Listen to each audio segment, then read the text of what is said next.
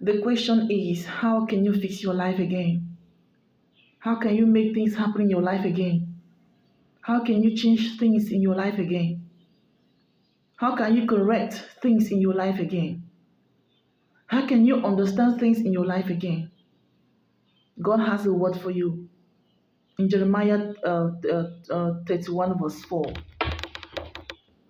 God has a word for you in Jeremiah 31 verse 4.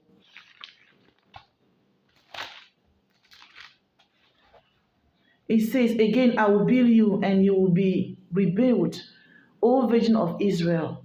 Again, you will take up your tambourines and go forth to the dances of the merrymakers. Hallelujah.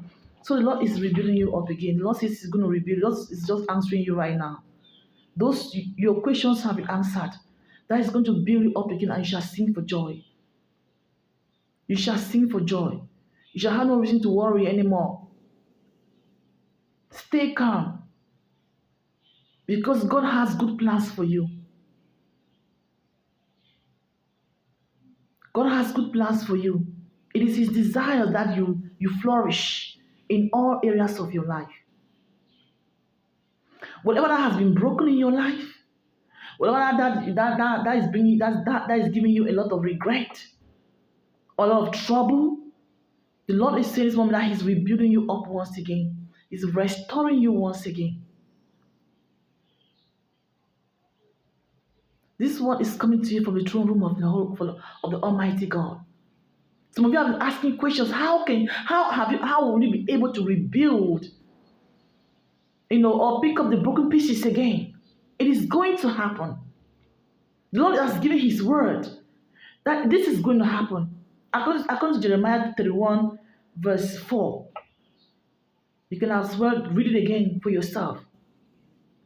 You ask this question over and over, over and over, over. How can I fix what has been damaged? Yes, the Lord says saying this moment that yes, you can fix what has been damaged. And not just you doing it, but He's going to do it for you. He's going to do it for you. Remove your mind from those things right now and believe in your heart that His word has come to you to produce the result that you need. Hallelujah. He will do it for you. He will do it for you. It is written. It is written in the heavenly places. God bless you and see you in the next video. I have been Emily.